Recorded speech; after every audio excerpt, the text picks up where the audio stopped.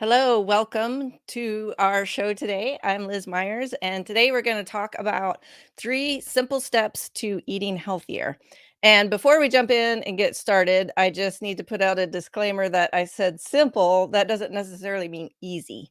So, these are some things that I've come up with for myself over the years, and I'm still struggling to to quite get the hang of it. And so that's part of what we're doing here is having accountability and joining together as a group so that we can do these things together because it's hard to do all this alone. So these are simple things to remember, simple kind of not really rules, but keys to live by. But it's not always easy to do. So we're going to jump in and go ahead and get started with what I have for you today.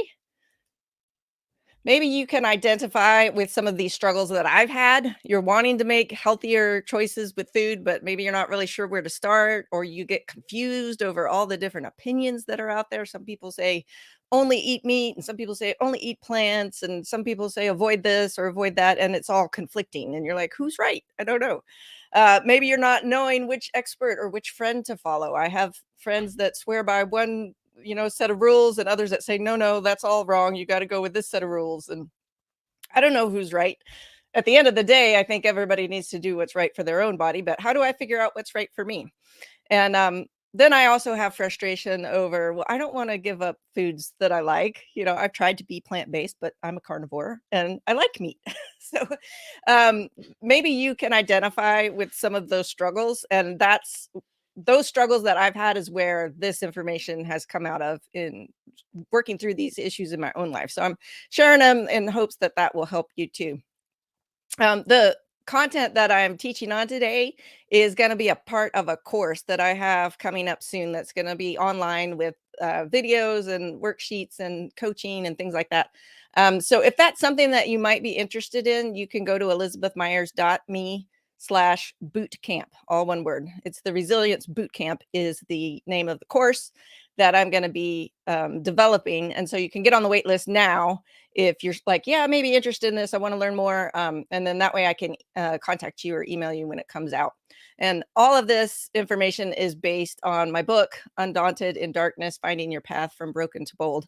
And so you can get that on Amazon if you want. A lot of what I'm sharing today is in there, but I know not everybody likes to sit down and read a book. Sometimes you just rather listen to a video or, read a shorter segment of it. So that's why I'm putting similar information into this format. So in the book, I go over the 5 roads to resilience. And if you think of who you are as a person, at the core of your being is your spirit. That's the part of you that connects with God. And outside of that, kind of in the next circle outside is the what we call the soul. That's really your mind, will, and emotions. And those kind of overlap, but it's what makes you you. It's the part of you that is who you are, what you think, what you feel, what motivates you, what your personality is like, all these different things. And some are, influenced by genetics, and some are influenced by experiences in life and choices that we make, and all kinds of different things. And then the outer shell of all of that is your body. And that's while we live on earth, that's where all this stuff is contained, our spirit and our soul. And our bodies are temporary. They don't last into eternity. Um, the Bible does say we'll get new bodies someday, which I think is cool. But the bodies that we have currently now are running down. They don't last forever. They're not meant to. Um, so sometimes people say, well, why should I worry about the body so much? It's just physical. It's not. I think especially among like Western Christian circles, we kind of miss this one a lot. We kind of overlook this. We talk about our spirit and connection to God. We talk about our mental health. We talk about our emotional health. But I think sometimes we kind of overlook the physical health, thinking, it's not as important because the physical part of me is not eternal. But what I've come to learn over the years is that our body is important because that's what keeps us tied to this earth. And that's what enables us to serve others and to serve God and to love people well. And when I was going through times where I don't feel good or I'm unhealthy or I'm not taking good care of myself, I don't feel well enough to serve other people in the love that God's given me to serve them. So I view physical fitness and strength and health as an opportunity to serve others.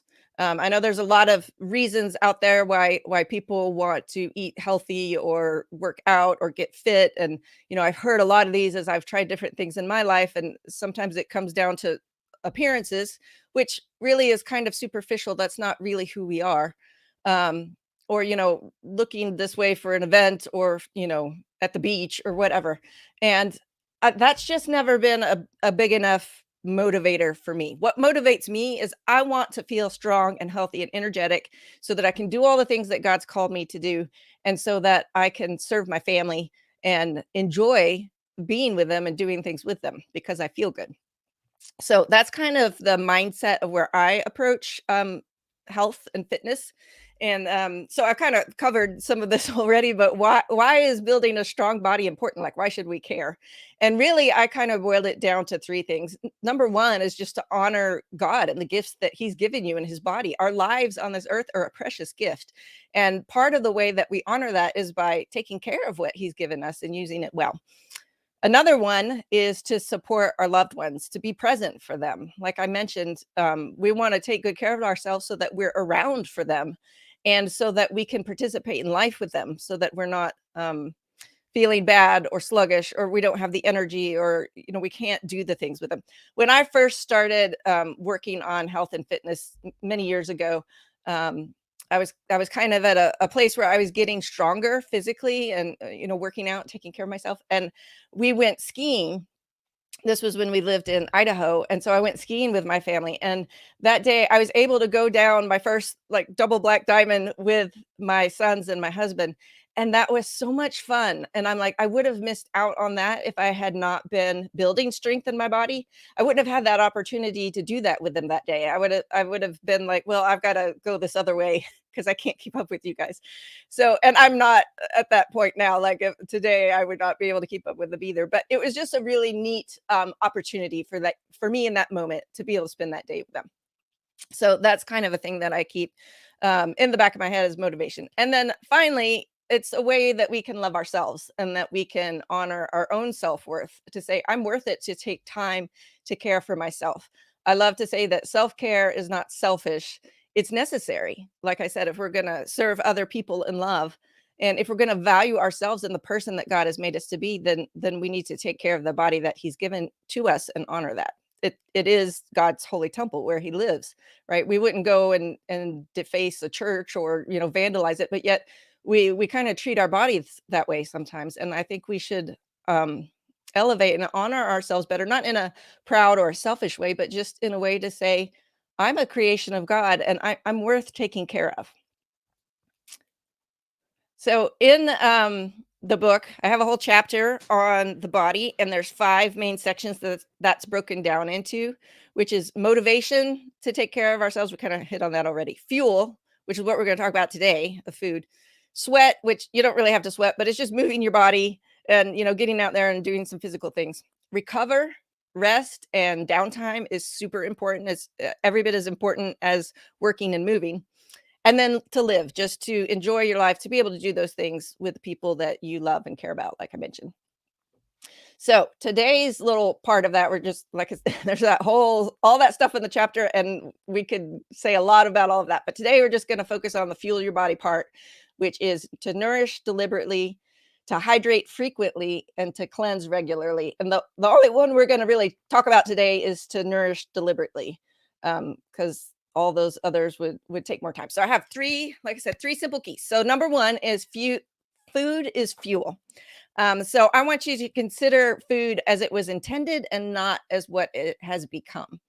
For me personally, it was very eye-opening the year that we lived in Korea, and we interacted with our friends there. And every time they served food or said anything, it was, oh, this is good for this, or this is healthy for that. I was pregnant with one of my daughters at the time, and they were always like, oh, if you're pregnant, you have to eat this. It's great for the baby. And they really viewed food more as like as medicine. It was not, oh, this tastes good, or this reminds me of my childhood, or this is a comfort food. It was more along the lines of, I eat this because it has this health benefit. And that really changed the way that I think about food, because I hadn't really seen it as, a specific thing that I eat to help a specific thing in my body before then. So I that has encouraged me to kind of think through, why do I eat what I eat? And because I wasn't raised in that culture and with that mindset, it's harder for me to think that way. So I don't necessarily, think, oh, I'm going to eat this because it helps this thing in my body. I'm like, I want those French fries because I know they taste good, or I want to eat popcorn because somebody's cooked it and it smells good, and I can't walk past the smell of popcorn without eating it. These kinds of things. So I think examining why we eat what we eat is very helpful to consider. Why are we putting those things into our body, and what is the result of those things that we put into our body? Um, you can think about fuel for a car is very important, and what type you put in there is very important. We have a one of our cars is a diesel car, and you have to be very careful to always grab the green handled gas filler at the gas station, because if you put the wrong kind of fuel, you'll burn up the engine. And our bodies are similar. We They need the right kind of fuel, but it's not as extreme or as quick as if I put regular gasoline in a diesel engine. That I wouldn't get very far with that. But our bodies are remarkably, they can recover from so much. Just the way God has made us is really fascinating. So we can drag on a lot longer with feeding ourselves fuel that's not really fuel, not good for us. A lot of the things that are in the grocery stores and in the restaurants today really can't be considered true food. They're more chemicals and things, but they taste good, and we get addicted to them because that's the people who sell the food want us to be. So it's really hard to break that habit. So here are some questions that we can ask ourselves when we're eating: is what am I eating? What kind of food is it? Because it's fast. Is it junk food that tastes great? Is it real food, whole food? And why am I eating it? Is it because that's what I'm craving? Am I actually even hungry? Or is it like an emotional thing of, oh, I'm upset, I'm just going to eat some chocolate ice cream? 'Cause guilty, I do that. When are we eating? I don't know if you've ever just caught yourself just kind of mindlessly eating because 'cause you're bored and there happens to be food there in front of you, and then I go, "Why am I even eating this? I'm not even that hungry." I'm totally guilty of this at Mexican restaurants where you just sit there and you just eat chips just because 'cause they're there and they keep bringing them to you, and then I'm like, "Oh, I'm full now, I don't have room for my lunch." And, that's one of those cases of mindless eating. I'm not necessarily eating because 'cause I'm hungry, I'm eating because there's chips in front of me. And then where do we eat? Is it on the go? Is it sitting at our desk? I'm very guilty of that one. I don't take a lunch break. I just keep working and I shove some food in my mouth while I'm doing things. Or do we sit down and actually have a meal and eat slow and enjoy what we are eating and putting into our body? That's a hard one for me because I'm always busy and gone on the go, and I just want to grab something quick. Um, and then some other things that we can ask ourselves is, how do we support ourselves in making those healthy choices? I know for me, I do much better when I make the decision at the grocery store, not to bring that thing home. If I bring a thing home and I'm like, oh, I'll just have a little bit, or I'll just snack on it here and there, just a little treat, that never goes well because you have one and then I want another and then another. And so it's easier to make those decisions at the store and not in our homes. Um, that works for me anyway. I don't Maybe you have a different technique there and you can share that with us. But also it helps to look at our triggers, what causes us to eat. Sometimes we do have an emotional thing that happens and we just want cookies. I talk about that in my book, of where I had a panic attack in the middle of Walmart. And I just started shoving cookies in my mouth, and I felt better on the way home. And I realized that's not a good way to deal with anxiety. And that's where a lot of the material that's in the anxiety chapter came from, is because I was trying not to eat the cookies when I was feeling anxious. And then also, how can we simplify it? For me, like I said, that's a big thing. Is I don't like to cook, and I don't like to spend a lot of time working on food in the kitchen. I have other things that are more fun and I consider more important, that I want to work on those things. So I'll tend to just grab a protein bar or something that's quick and easy. But there are ways to simplify it if you prep some things ahead, or I have gone through periods where I did a lot of batch cooking, or not even cooking really. It was more raw foods. It was more getting smoothies ready and salads ready to eat for the whole week for breakfast and lunch. So what things can you do ahead? And I have a lot more success when I'm more on the ball with that. And then other people. How can other people help you? If maybe you have a buddy that's doing the same thing with you, or maybe you have a guide or somebody that you're following, somebody who's been successful that you want to go along the plan of whatever they've done in their lives. Or maybe you need someone to just be accountable to, that can help you when you go, I messed up. Or sometimes if you know you have to tell somebody else what you've been doing, then it helps you make the choices that you really want to make anyway. So these are just some good tips and tools as we think about using food as fuel and not as a comfort or as something just to satisfy our taste buds. These kinds of questions that we ask ourselves really help. And if you want to take some time and actually sit down and work through those and think about those, that would be great. So, I have found a lot of success when I actually track my food and what I'm taking in and what effect that has. And when we can link certain foods to certain results, then if we don't like those results, we can change them. I know, several people who are like, "Oh, I can't have chocolate, or I can't have dairy, or tomatoes, or whatever." If you have a sensitivity to a certain food, and you know that food makes you feel yucky when you eat it, then it's not tempting to eat it. I think where we run into problems sometimes is when we don't know which food is messing us up. And I went through a period where I was trying to work through the autoimmune disorder that I have, that I tracked everything in a notebook. I wrote down everything that I ate. I wrote down my, how much sleep I got, because that really affects our digestion and stuff. Um, Different results that you get from that, like what's your resting heart rate? That's an indication of health. Some people may be tracking their blood sugar or their blood pressure, or wherever is a, a key point for you to keep track of. So obviously, you don't want to keep track of everything because that gets overwhelming.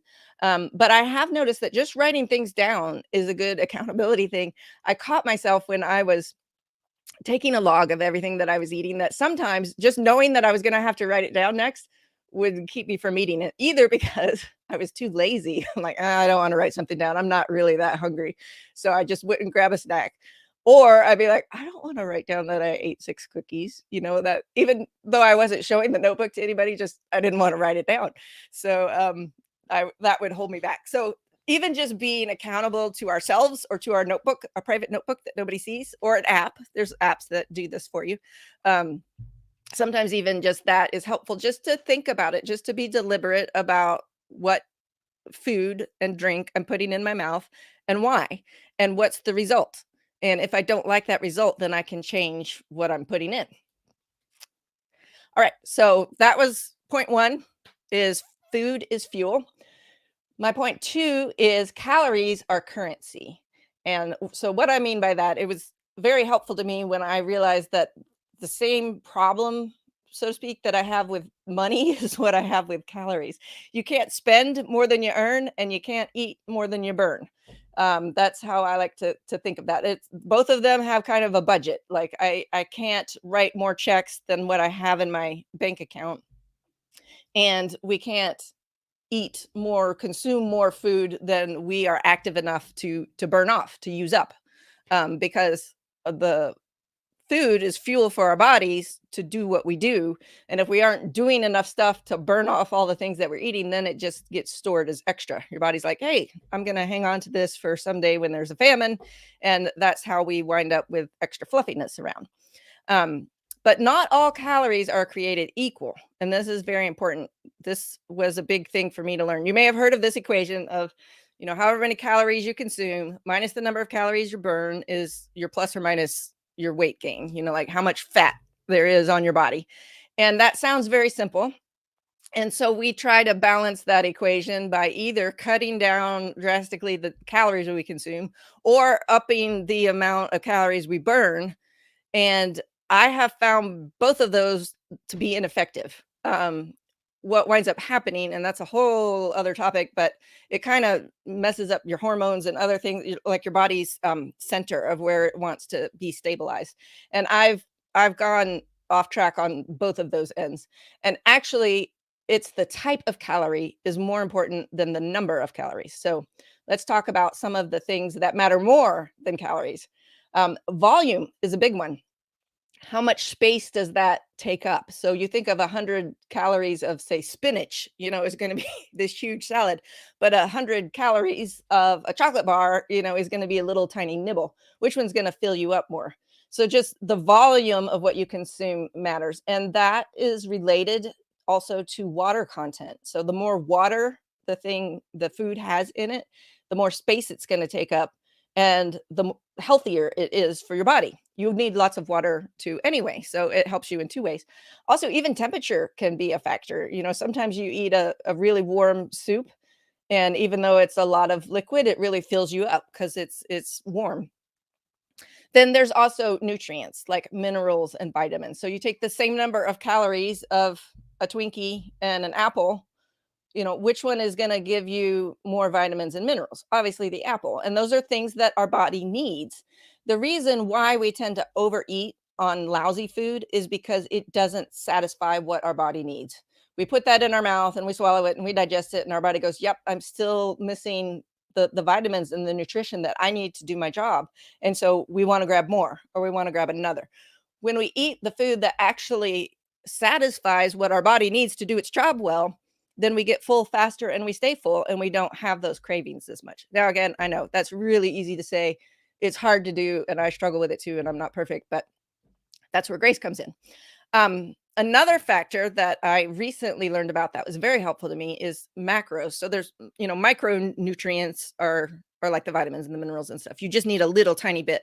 Macros are kind of bigger classifications of food, which is basically proteins, carbohydrates, and fats. And we need all three. You don't need the same amount of all three. And there's lots of equations and various ways that can play into factor depending on how much you work out, and is your goal to lose weight or to build muscle or whatever. You need different ratios of these things. But in general, in American diet, on average, we tend to not eat enough protein. We tend to overload the carbs, and we tend to eat the wrong kinds of fat. So we need fat. It's important in our eyes and our brain and all kinds of stuff, but we don't need the fat that's in like baked goods or fried foods. We need the kind of fat that's in olives and avocados and nuts and things like that. And we only need a tiny bit. So that's really important. I've discovered that eating more protein helps me stay fuller longer. If I have a breakfast that, even say it's a healthy breakfast of just oatmeal, that doesn't stick with me as long as if I have eggs or even a protein shake in my smoothie or something else that goes with it. That just keeps me full longer, and I can go through most of the day and not even feel hungry. I just drink water. All right. And then finally, the other thing that matters more than calories is chemicals.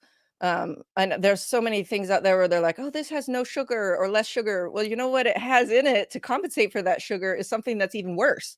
Um, I don't ever buy low sugar things because it's got chemicals that are worse for you than sugar. Your body knows how to digest sugar. We just eat too much of it. But there's other things where our body's like, "I don't know what to do with this. This doesn't even, this isn't even supposed to be something that I'm consuming." So we need to watch those out. So guess what? Which foods have the most of all these good things and the least of all these bad things? I bet you probably already know. If you guessed fruits and vegetables, you're right. So the biggest key to eating healthier is to eat more fruits and vegetables and finding creative ways to do that in ways that you enjoy, in ways that are easy for your life. And I have a whole bunch of ideas and things I've tried here, also that could be a whole separate talk, and I'm going to include that in the course that I produce later. But a big thing for me is making smoothies. You can throw all kinds of stuff into a smoothie, and it tastes good. It's easy to chug it down fast. Um, Salads are great. I actually love them, but it takes so long to chew them. Sometimes that gets tiring. Like my jaw gets tired of. But a smoothie I can just have on the go. I can set it at my desk, and I can still consume all those. So there's a bunch of other ideas and ways. The Asian ways of cooking vegetables are generally better and healthier and tastier than our typical American ways of frying things. So you may want to keep that in mind. So those were the first 2 points, where food is fuel and calories are currency. And my third point, this is the final point, the third simple step, is that God made food for us. He made it for us to enjoy. Um, the closer something is to the way God originally created it in general, the better it is for us. So eat the whole thing. One of the reasons sugar is really bad for us is because they extract the sweet part out of either the sugar cane or the sugar beet, but they leave behind all the fiber and all the rest of it. If you eat just a raw piece of sugar cane, there's actually, and I can't remember the name for them, but there's substances in there that helps your body digest that sugar without it spiking your blood sugar.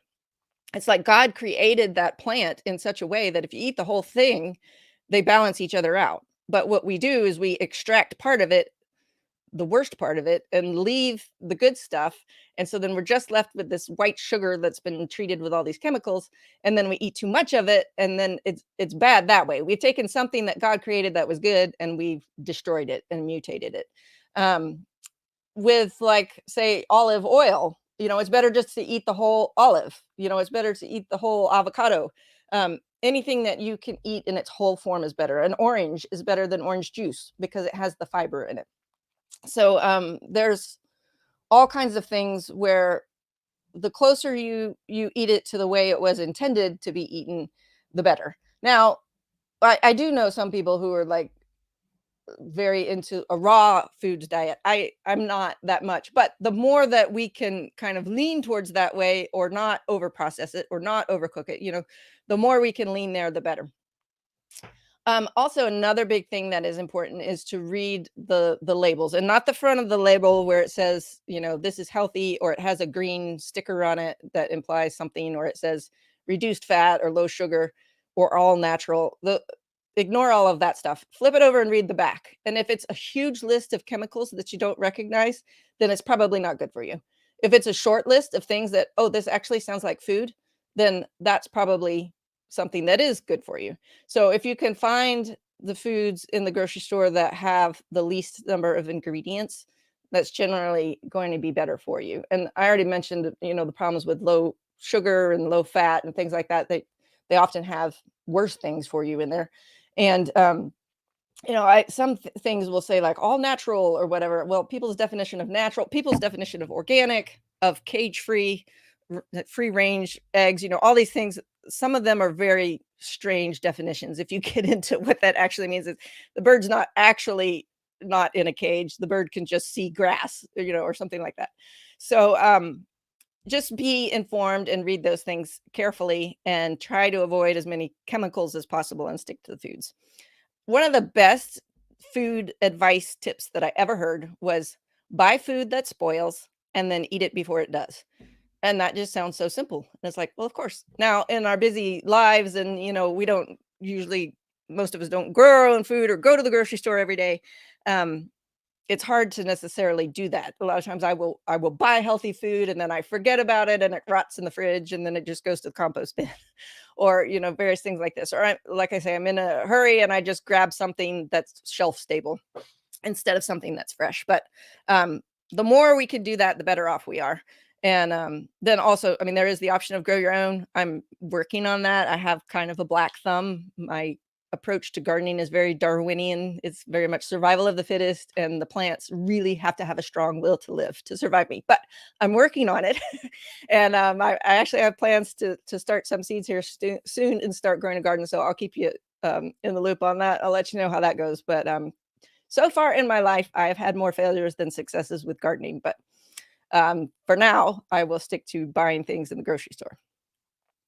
So I want to reiterate that because God made food and he made it for us and he knows what our body needs, no real food is bad. Now, chemicals can be bad for us, but a real food is not bad. And I tend to shy away from advice that encourages us to eliminate an entire thing of food. Some things will say, get rid of anything with wheat in it, or get rid of anything. One I heard was get rid of anything white, no white rice, no white bread, no white milk. Take out all the meat or take out all the vegetables and only eat the meat. Those seem a little bit drastic to me, and I've never been successful at them. Now, some people are very successful on them, and if that works for you, then please do that. And also, there's the case where some people have an allergy or a sensitivity to a certain thing, and they do need to eliminate that thing from their diet. But I, what I'm talking about here is more, I struggle with with guilt of, oh no, I'm eating this thing, and that's on somebody's no list. But then over here on this other list, that thing is good, but this other thing is bad. And I get all wrapped around the axle on which thing am I actually supposed to be avoiding. So I would say, if you know for sure that your body does not handle a certain something, then by all means avoid it. But if you don't have that knowledge, then there's no reason to feel guilty or upset about the things that you are eating. It's just to pay attention to what we eat and why. So, just a quick review of our three main points to simple ways to eat healthier is food is fuel. So eat on purpose, eat with intention. What are you eating and why? And then calories are currency, so consume them wisely. Just like you would spend wisely, we need to consume our calories wisely and make choices about which calories are full of good stuff and which calories are just empty calories that our body's going to want more and more of. And then finally, God made food for us as a gift, so we should enjoy it. Eating should be fun. It shouldn't be a stressful thing where we're busy counting all the calories or keeping track of all the stuff, and it's no longer fun. I went through a period where I was on a very restrictive diet for just a couple of months. It was meant to be short term. It was under the advice of a doctor to try to help me with some health issues that I was having. But there was like literally 12 foods that I was allowed to eat that I also thought tasted good. And after a while, it just got to the point where eating wasn't fun anymore. I didn't want to eat at all. And, we still were going to social events. My husband was in the military still at the time. And so we would pay $30 for a dinner and go out to have it. And all I could eat was the green beans. And it like dampened social interactions. I didn't enjoy eating. I didn't enjoy being around other people while they were eating. And I just don't think that that's what God intends for us to do. I think he wants us to be together and to share good food together. He describes heaven as a wedding feast. Everybody come to the feast, come to the table.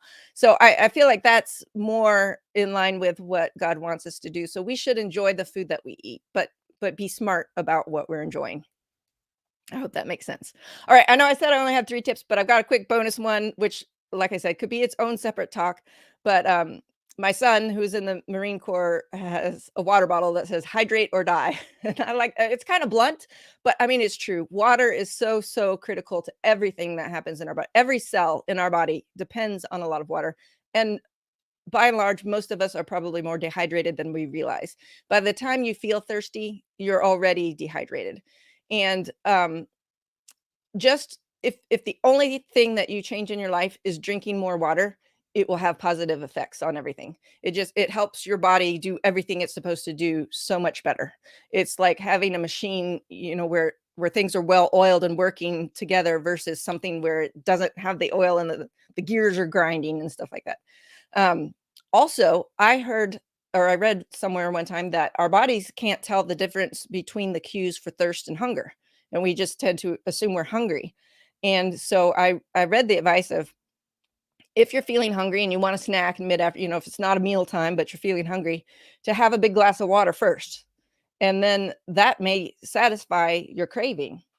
And then if you're still hungry after that, then it's like, okay, maybe your body really does need some food. You should listen to it. And I've been amazed at how much that works. There's times where I'm like, oh, I really want a snack. But if I just drink a big old glass of water, then I'm like, oh, that's actually what my body needed. My body needed water more than it needed food. So try that and let me know what you think, if that works for you as well. So at the end of all this, what do you think? Are you more craving the junk food and the fries and the cheeseburgers, or does, eating more whole fruits and vegetables sound good to you? And here's something very fascinating that I've noticed is I crave more of whatever it is I'm consuming. So when I eat junk food, I want more junk food. When I'm actually deliberately making choices and eating more fruits and vegetables, I actually want more fruits and vegetables. And they also taste better. We we're so inundated with all these chemicals and non-food things that it messes up our sense of taste. And when we can get away from that, and when you just eat real food, it actually tastes so much better. It's so much better than the sugary stuff and the chemical stuff. It's just getting into that routine is sometimes difficult when we've been making other choices for so long. So I have several free resources, worksheets, and things that you can use that are on my website. If you go to elizabethmyers.me/printables, you can go there. There's a 30 days of self-care tracker, and it has little boxes for, like a month's worth. And that's where you can keep track of whatever it is you want to keep track of. What you ate or what you drank, or your exercise, your weight, your sleep, your mood that day, whatever that you want to keep track of, you can journal it in there. And then that way you can kind of take a step back and look at the bigger picture. And then there's a Stand Strong fitness plan in there, which kind of summarizes the whole chapter on the body. It has all the stuff. And there's a strong body cheat sheet that kind of goes through those 5 things, and you can fill it out and ask some questions and answer some questions and think about some of these topics. So, just as a review, those 5 topics are: to motivate, to know your why; to fuel, which is what we've talked about today; to exercise, move your body in a way that works for you; to make sure that you have rest and downtime and recovery; and then to make sure that you're enjoying your life and enjoy your body and all the amazing things it can do in this gift that God has given you. So again, this is all part of my resilience boot camp, which I'm in the process of refining and nailing down the details right now. It's going to be like an 8-week program with videos similar to this, and some worksheets and coaching and stuff like that. And I'm still tweaking what exactly is going to be included in there and how much it will cost and those sorts of things. But if you're interested, you can go to elizabethmyers.me/bootcamp, and there's just a thing where you pop in your email. And then that way I'll be able to reach out to you when it's ready, and let you know all the details on it, so you can decide if that's something that you're interested in. So thanks so much for listening. I've enjoyed sharing this with you today. It's great reminders for me, and I don't know about you, but I'm remotivated and re-energized to get back on the healthy train, because I admit I have fallen off recently, and so I'm going to work on that. And let me know if you have any thoughts or ideas or other questions about any of this. You can email me at hi@elizabethmyers.me, and let me know what you think about it. And I would love to chat more with you. So thanks. Take care and have a great day.